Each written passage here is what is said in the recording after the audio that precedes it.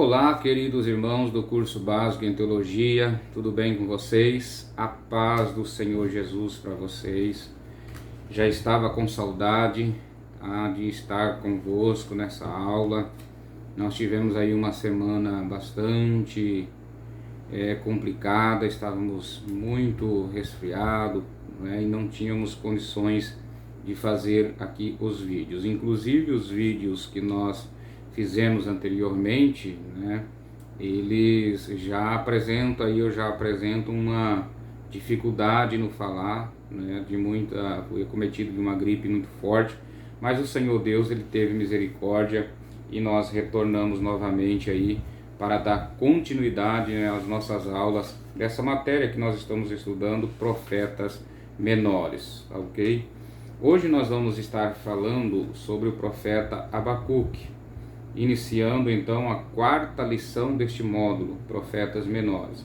Esta lição ela está na página de número 95 e nós vamos estar estudando, né, Abacuque, Sofonias e Ageu. São os três profetas que estão aqui nessa quarta lição desse módulo, Profetas Menores. Então hoje nós vamos estar iniciando então sobre o profeta Abacuque, tá ok?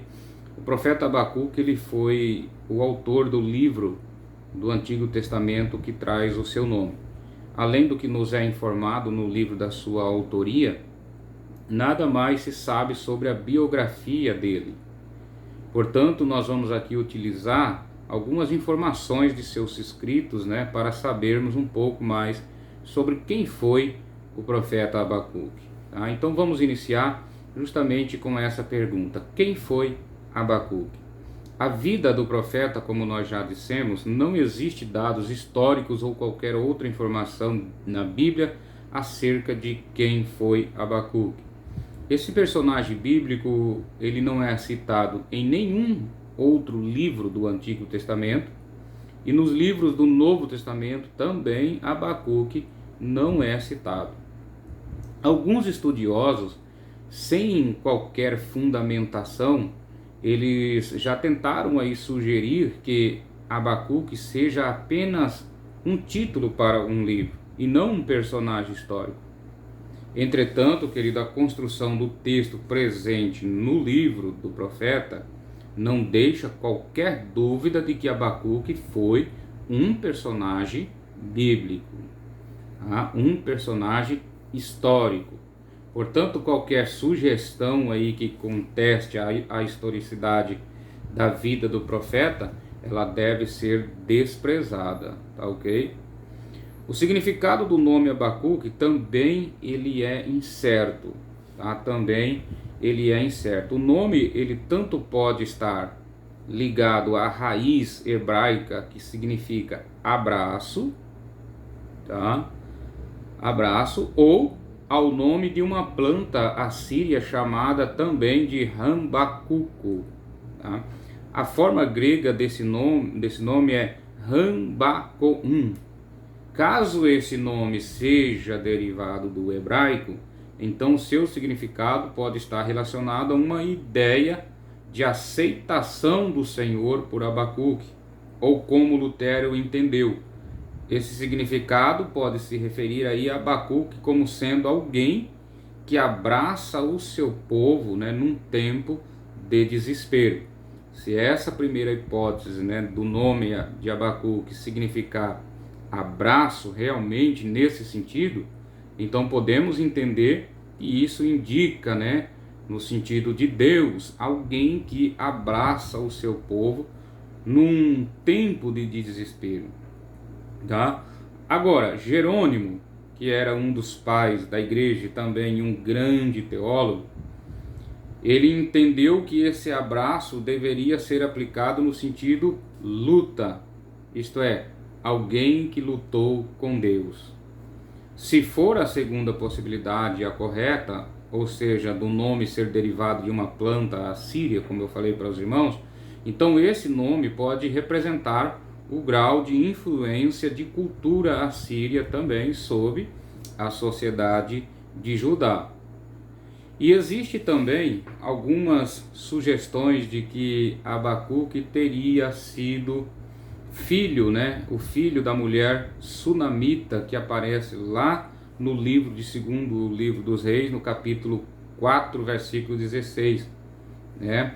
Quando você lê lá que aquela mulher que hospedou o profeta por vários dias, né? E aí Eliseu chama o seu moço Geazi e diz, né, para ele ver o que essa mulher necessita, o que nós podemos fazer a ela em recompensa do que ela tem feito por nós. E Geazi, olhando então a estrutura financeira daquele casal, ele percebeu que na questão financeira a mulher não precisava de nada, porque eles tinham fazenda, eles tinham terra, eles tinham condições até de construir um quarto bem arrumado para o profeta.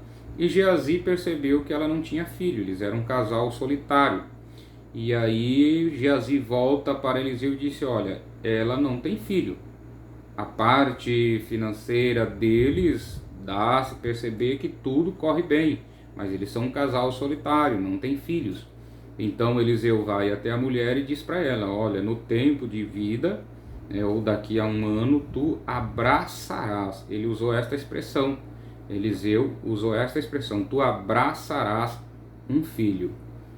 E aquela mulher tomou posse então daquela palavra, e quando ela teve o seu menino, ela colocou o nome de Abacuque, fazendo jus aquilo que Eliseu tinha dito, né? Tu abraçarás um filho. Então ela colocou o nome de Abacuque, que significa abraço. Então há alguém que entenda sim, né, que esse menino, ou que esse profeta seria, né, aquele menino, e que aquele menino seria então o profeta Abacuque. Entretanto, não existe aí qualquer apoio para tais sugestões, que simplesmente aí não passam, né, de uma simples conjectura bem improvável, tá ok, querido? Então vamos deixar isso aqui bem claro, né, para que você entenda, né, não existe aí qualquer apoio, né, para tais sugestões, tá ok? O ministério do profeta Abacuque. O primeiro versículo do livro do profeta Abacuque parece sugerir que ele era bem conhecido em sua época. Alguns intérpretes defendem que Abacuque era um profeta ligado ao templo em Jerusalém, mas a hipótese mais provável é de que o profeta Abacuque apenas trabalhava em Jerusalém. De qualquer forma, sua profunda preocupação com assuntos aí relacionados, né, a Jerusalém é incontestável. O versículo 6 do capítulo 1 do livro de Abacuque fornece aí um dado importantíssimo, pois nele está registrada a única referência histórica clara no livro, servindo aí de base, né, para que se tenha uma estimativa do período em que o profeta Abacuque viveu. Tá? A referência em questão que nós falamos aqui, o versículo 6 do capítulo 1, é sobre o avanço babilônico, literalmente os caldeus, como um tipo de novo poder ameaçador daquela época. Então isso indica que uma data, né, próxima à conquista de Judá pelos exércitos de Nabucodonosor, que ocorreu ali aproximadamente a 597 a.C. Então logo, o profeta Abacuque viveu durante o período de reinado do rei Joaquim, 608 a 598 a.C. Ele provavelmente testemunhou também o declínio, né, e queda do Império Assírio e a derrota de Nínive por volta aí de 612 anos antes de Cristo. Então essa data também o coloca como um contemporâneo mais jovem do profeta Jeremias. Então, olhando para essas datas desse acontecimento que é citado no versículo 6 do capítulo 1, essa invasão de Nabucodonosor, essa invasão dos caldeus, então tudo indica aí que o profeta Abacuque, ele foi então contemporâneo do profeta Jeremias, tá ok? Como nós dissemos, não existe qualquer referência aí à vida pessoal do profeta. Não sabemos nada sobre sua família, sobre sua profissão ou sobre sua posição social. Apesar disso, através de seu livro, nós podemos conhecer um verdadeiro profeta do Senhor. Alguém que não se contaminava com as práticas pecaminosas, de sua época. Alguém que tinha aí um profundo zelo pela honra e pela glória de Deus. Alguém, se você olhar, essa característica dele era alguém que tinha aí um profundo zelo, tá? Pela honra e pela glória de Deus. Tá? A mensagem do profeta Abacuque. O profeta Abacuque, ele se preocupava seriamente com a desobediência do povo em relação aos mandamentos de Deus. Esses traços da personalidade, do caráter de Abacuque nos são revelados através dos seus diálogos com Deus, através de seus dolorosos questionamentos e suas súplicas. Tá? O profeta Abacuque, ele viveu num período de crise, sobretudo espiritual, aí onde o povo escolhido de Deus estava perdendo aí a sua identidade. Toda essa situação fez com que Abacuque questionasse ao Senhor com relação a uma aparente indiferença de Deus para com a terrível realidade da sua época.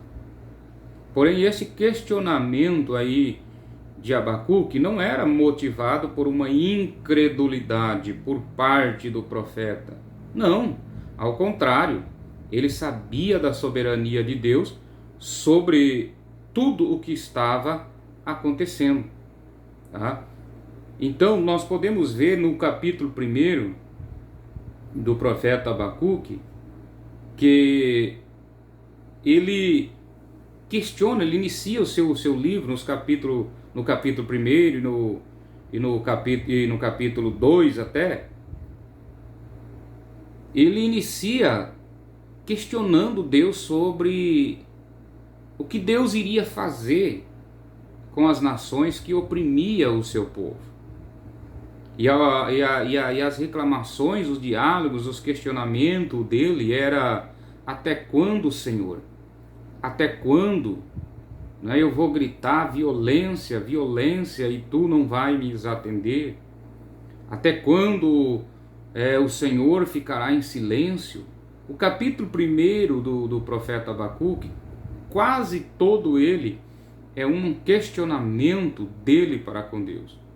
Agora, esse questionamento não revela uma incredulidade por parte dele, mas sim um profundo zelo que ele tinha pelas coisas de Deus. Ele queria ver Deus agir, ele queria ver Deus entrar com providência, ele queria ver Deus mudar aquele cenário que o povo judeu estava vivendo, que o povo de Judá estava atravessando.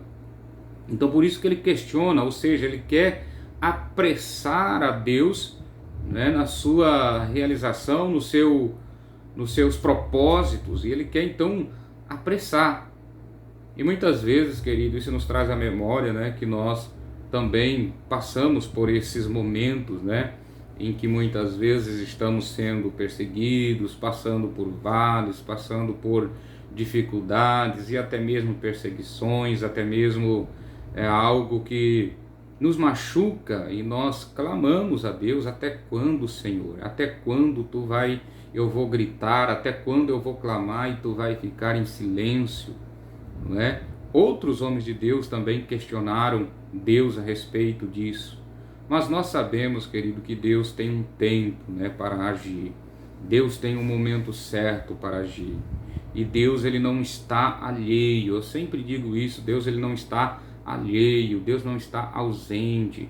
Deus não está dormindo. O Salmo de número 121 nos diz, 121, se não me foge a memória, nos diz que o guarda de Israel, ele não dorme, ele não tosqueneja, ele está atento às nossas aflições, ao nosso clamor, à nossa angústia. As nossas orações estão chegando diante dele, sim, mas ele vai agir no tempo dele, ele vai agir no tempo que Ele estabeleceu. Os seus propósitos para nós é bem maior do que nós imaginamos. Deus não anda pelos nossos caminhos, Deus não anda pelos nossos propósitos, Deus não anda pelos nossos planos, Deus anda pelos planos dele, pelo caminho dele, né? Aquilo que ele faz é melhor para cada um de nós. Então o profeta Abacuque, no capítulo 1, ele faz esse questionamento para com Deus. E quando ele vai para o capítulo 2, algo me chama a atenção, porque no capítulo 2 ele muda um pouco a atitude. Ele clama, ele grita, ele chora, ele pede, não é? E parece que Deus, não é, não age de acordo com aquilo que ele queria ver. E no capítulo 2 ele toma então uma outra decisão. Ele já inicia esse capítulo 2 dizendo, né, eu vou subir na fortaleza. Ou seja, eu vou ficar no lugar mais alto. Eu vou ficar na posição de sentinela. Porque é lá que nós temos que ficar, querido. Um profeta, um homem de Deus, ele precisa ficar nessa posição, né? A posição do sentinela não é gritar, a posição do sentinela não é clamar, a posição do sentinela é vigiar, é ficar atento a tudo que está acontecendo. Talvez o cenário que você está vendo não corresponde com aquilo que você gostaria de ver, mas se você ficar atento, você vai ver que é Deus que está conduzindo a história, é Deus que está conduzindo todas as coisas, mesmo que às vezes seja algo que te desagrade, que você não gostaria de ver, o que você não esperava, mas Deus tem um propósito nisso. Você precisa ficar atento, quieto, vigilante. Não é isso que Deus disse no Salmo de número 46, versículo 10? Aquietai-vos. O mundo, né, o salmista, ele falou nos versículos ali primeiro do Salmo 46, o cenário que o salmista apresentou ali foi um cenário muito horrível. Ele fala de terremoto, ele fala de maremoto, ainda que a terra se mude, ainda que os montes se transportem para o meio dos mares. Ele vai falando de tanto cenário, né? Mas lá no versículo 10 Deus fala, aquietai-vos, ainda que tudo isso possa estar acontecendo, aquietai-vos e sabei que eu sou Deus, serei exaltado entre as nações, serei exaltado sobre a terra. Então no capítulo 2, Abacuque, ele vai para a fortaleza, ele vai lá e ele fala assim, sabe o que eu vou fazer? Eu vou subir lá na fortaleza e vou ficar em silêncio e vou ver quem é que fala comigo. Existe um momento, querido, que nós precisamos ficar em silêncio, como Abacuque fez, né? Parar um pouco, ficar em silêncio e esperar Deus falar conosco. E se você observar no capítulo 3, olha o que ele vai dizer. No capítulo 1 ele clamou, ele gritou, ele chorou, ele pediu, ele implorou. No capítulo 2 ele disse, eu vou ficar em silêncio e vou ficar prestando atenção para ver quem é que fala comigo. No capítulo 3, olha o que ele já vai dizer. Ouvi, Senhor, a tua palavra e temi. Às vezes, querido, você não está ouvindo a voz de Deus porque você não está dando tempo para isso. É só você quem fala. É só você quem clama. É só você quem questiona Deus. Para um pouco. Faça como Abacuque, sobe lá, fica vigilante, prestando atenção para ver quem é que fala contigo. E no capítulo 3, ele diz, ouvi, Senhor, a tua palavra e temi. Aviva, Senhor, a tua obra no meio dos anos, e no meio dos anos a notifica. Abacuque viu que a obra do Senhor, o povo precisava de um avivamento. E o que é avivamento? Retorno à vida, retornar à vida. Ele então percebeu que o povo precisava retornar-se para o Senhor. Ele estava clamando no capítulo 1 que Deus viesse agir, mas o que Deus queria realmente era que o povo se voltasse para Ele, que o povo viesse ter um reavivamento. E aí Abacuque no capítulo 3 vai orar para que Deus possa promover esse reavivamento no povo. E eu acho lindo como então ele vai encerrar o capítulo 3, ou ele vai encerrar o seu livro. Ele vai dizer: ainda que a figueira não floresça. Olha que oração interessante, querido. Olha que oração, não é? Maravilhosa. Olha que oração que nós, cheia de fé, cheia de confiança em Deus, que nós também devemos tomar como exemplo. Abacuque viveu nessa época em que o povo estava sendo perseguido, em que o povo estava sendo explorado. A nação de Israel estava vivendo em uma decadência, podemos dizer assim. Estavam perdendo todas as suas provisões, estava sendo levado, o povo estava passando fome. Por isso que Abacuque queria que Deus agisse. Por isso que ele clamava para Deus, para que Deus viesse agir, para que Deus viesse tomar a providência. No capítulo 1 ele clamou muito, porque o povo estava atravessando esse tempo de calamidade. Mas aí, a sua oração, no capítulo 3, ele vai dizer: ainda que a figueira não floresça. A figueira aqui, querido, ela simboliza a nossa vida espiritual, que precisa estar produzindo frutos, né? Todo o tempo, senão sofremos aí a pena de secarmos e vamos morrer e ser arrancados da terra. O próprio Jesus disse isso, né? A figueira ela foi utilizada por Jesus para falar da eternidade, da esterilidade, melhor dizendo, espiritual, e a falta de fé. Mateus 21:19, Jesus fala, Lucas 13:6-9, Marcos 11:13, quando Jesus fala sobre a figueira estéril, sempre relacionado então a essa questão da esterilidade. Então a figueira aponta para a nossa incredulidade, para a nossa falta de fé muitas vezes, para a nossa falta de fé. O profeta Abacuque, mesmo ele vendo a falta de fé do povo, ele não perdia a esperança de que Deus poderia transformar aqueles corações. Então a oração dele era essa: ainda que a figueira não floresça, ou seja, ainda que o povo venha perder a sua fé em Deus, eu acredito e tenho esperança que Deus vai entrar com providência no tempo certo. Existe um momento, querido, que você perde a tua fé. Existe um momento que você, não vou dizer no sentido de perder totalmente a fé, mas existe um momento em que a tua fé ela vacila. É só você receber um diagnóstico da medicina que não te agradou, é só você receber uma notícia complicada, é só você receber uma notícia de uma tragédia que a tua fé ela vacila. Mas saiba de uma coisa, querido, é isso que Abacuque está dizendo: ainda que a minha fé venha vacilar, ainda que a fé do povo venha vacilar por um tempo, eu sei, vou continuar acreditando que Deus ele pode fazer algo na nossa vida. Você lembra daquele homem que chegou até Jesus e disse assim para Jesus: Senhor, o Senhor pode curar o meu filho? Eu já roguei aos teus discípulos e eles nada puderam fazer. Aí Jesus disse assim: você pode crer? Porque tudo é possível ao que crê.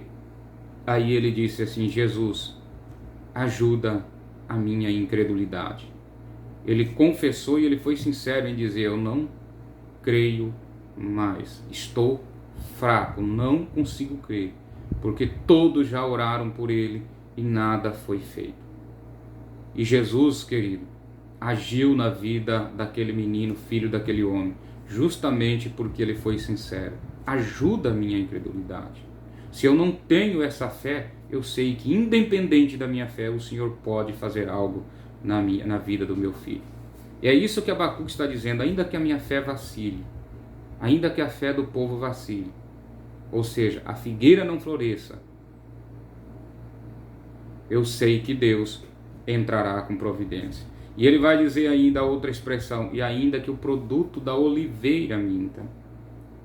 A oliveira, ela simboliza aqui por a oliveira, sempre está ligado a essa questão da medicina. Tudo na oliveira, tá? Tudo na oliveira era usado para a área da medicina, e ela era uma planta de longevidade de vida. Então a oliveira, ela se relaciona à saúde do povo, ela se relaciona à nossa saúde, ela se relaciona à saúde do cristão. Por tudo nela está ligado justamente à saúde, né? Então quando ele diz aqui, e ainda que o produto da oliveira minta, o que Abacuque está dizendo?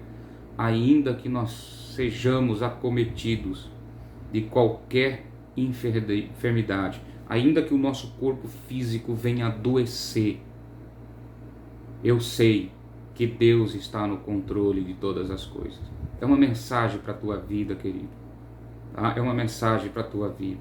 Podemos descansar em Deus, que mesmo sabendo que o nosso corpo aqui se corrompa, se desintegre, né? Quem sabe acometido por uma enfermidade, mas nós temos certeza que Deus, ele tem o controle de todas as coisas nas suas mãos. E ele vai terminar o capítulo 3, ou essa oração dele, dizendo assim: e ainda que nos currais não haja gado. Agora Abacuque vai falar sobre a questão da invasão do exército babilônico em Jerusalém. Toda a criação de animais foi levada como despojo, e o povo ficou em completa pobreza e miséria, passando fome. Então quando Abacuque diz, ainda que nos currais não haja gado, as ovelhas sejam levadas, ele está falando justamente do poder financeiro, do poder econômico da nação. Ele está falando justamente nesse sentido. Então veja só, querido, o que Abacuque está dizendo: ainda que a figueira não floresça, ou seja, ainda que a fé, a parte espiritual do povo venha vacilar, ainda que a oliveira venha também, o seu fruto não venha dar, ou seja, ainda que o povo também venha a ser acometido de várias enfermidades. E ele vai dizer, e ainda que o nosso poder econômico falte, não tenhamos dinheiro, ele diz assim, todavia eu me alegrarei no Senhor e exultarei no Deus da minha salvação. Olha onde Abacuque colocou Deus. Abacuque esqueceu de todas as coisas terrenas, e ele viu que o foco dele não podia estar aqui na terra, tinha que estar no Senhor. Ele viu que tudo o que ele tinha estava em Deus. Poderia perder-se tudo, mas não perder a comunhão com Deus. Olha a diferença, querido, dessa oração do capítulo 3 com aquele diálogo, com aquela oração, com aquele clamor do capítulo 1.